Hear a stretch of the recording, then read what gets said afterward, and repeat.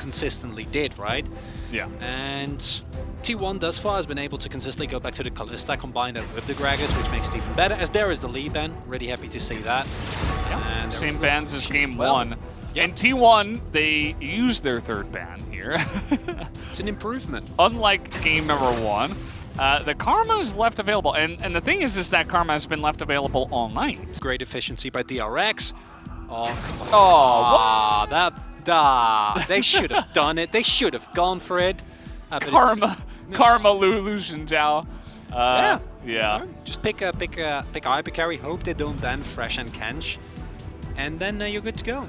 Easy peasy. Just hope they don't ban it with their two bans that they have. I didn't say it was a great plan, Valdes. It's just a suggestion. It is a plan. It is a plan. The type of composition here from Damwon Kia.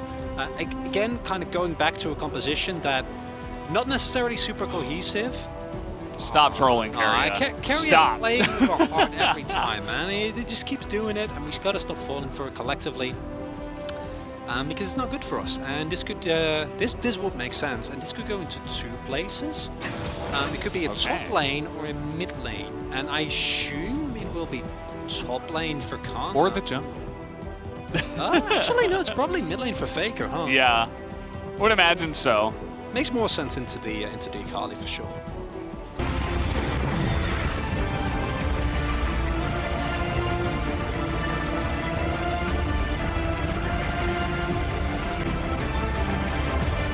For a possible play on top lane.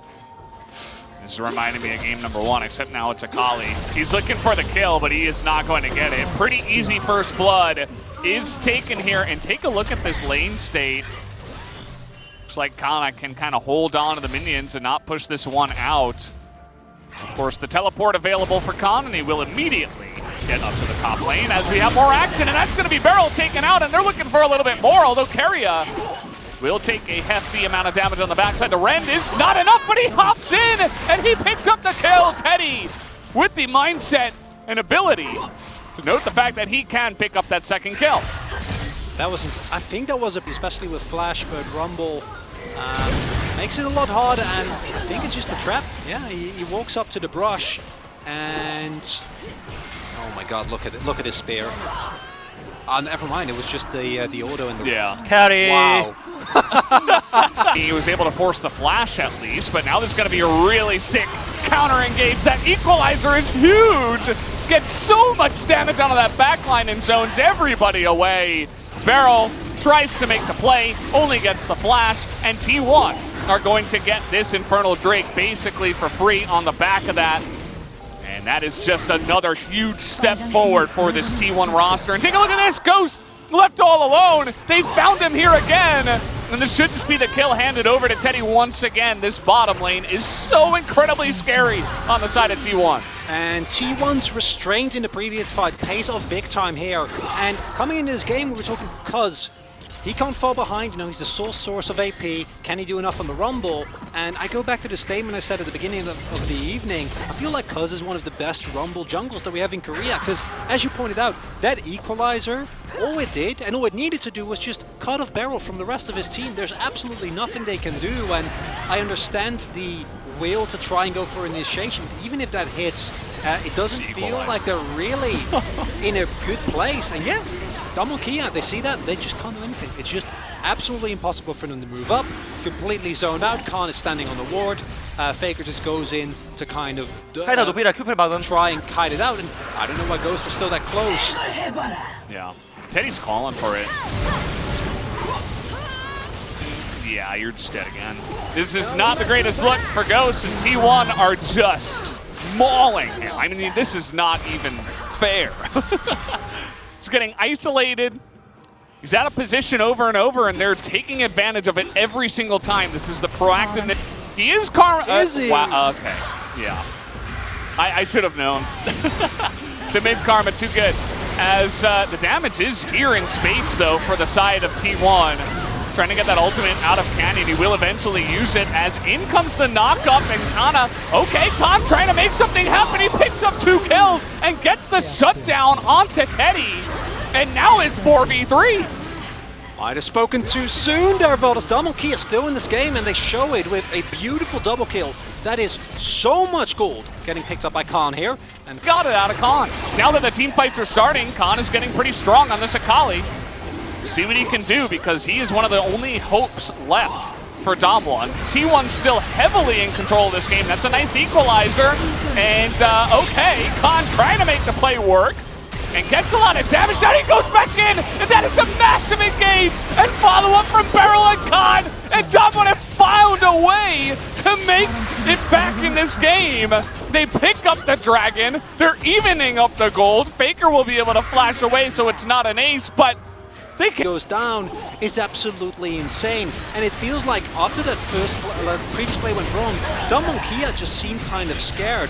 And they can't crucially kill Khan there. And then once he goes back in with the shuriken, it is just beautiful with barrels crash down there. And now all of a sudden, let's watch it. Game's wide open. It's the second R away. He lands the shuriken on the side of T1 and just barreling down the mid lane. And where did the chase go? He just got assassinated by Khan, and Ghost just going underneath this turret, not leaving anyone to live here. Keria desperately trying to do anything in this one to peel, but he will not be able to. And with no minion wave, they'll just run at the Baron. And look at the sustain from Kia. Incredible how full they really are. We talked about ShowMaker and carry. The man is a 14. Equalizer going to be thrown for fun, and Khan is going hunting. He's looking for it. We're going hunting. Are they going to find him? He finds Keria, but that's the stun coming in, the solar flare. He doesn't seem to care. And yeah, he just walks away from this one. That's a nice amount of game that he gets on the backside alongside of the shields. And he's about to be pulling down that objective and also take down the inhibitor. Feels like only a matter of time before they do take down the Nexus. We'll probably be hearing from Khan, but we'll have to wait and see.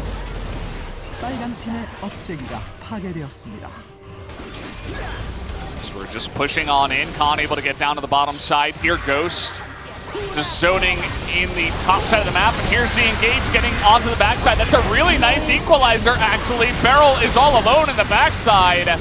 Can they just do this? Can they just smack him with their wallets? Khan is dead, and down goes Beryl as well. Khan trades his life for it, but now 4v3 in favor of T1. DK kind of playing a little bit here with their food. They've got full health bars, and they still have Ocean Soul with the Karma. So maybe it doesn't matter, as Ghost is going to move forward and try to get the kill on a Teddy, but now Canyon's going to go down. And maybe Damwon have played a little bit too much, or maybe they have not, as they will just be able to shred everybody. And the typical Ghost effect comes into effect here at the end of the game. He picks off an insane amount of kills after everything is said and done, after everything is set in stone. And down will go the Nexus and set this game in stone in favor of Kia, as they will take down T1 at the end of the day. Wow. What a beautiful series here. That ending almost made us believe in a comeback yet again. Another flip, and this time in favor of T1, but it was not meant to be. It will be Kia who takes his first clash. But man, what a series it was. Yeah. Happy Damwon. And like suddenly taking over control, and then once they found those two pivotal fights, it never felt like T1 actually had any say in the game whatsoever. Up until this point, right, where you're like, oh boy. And then Ghost comes in here, takes up all the kills. Triple kill. And I think he gets this kill as well.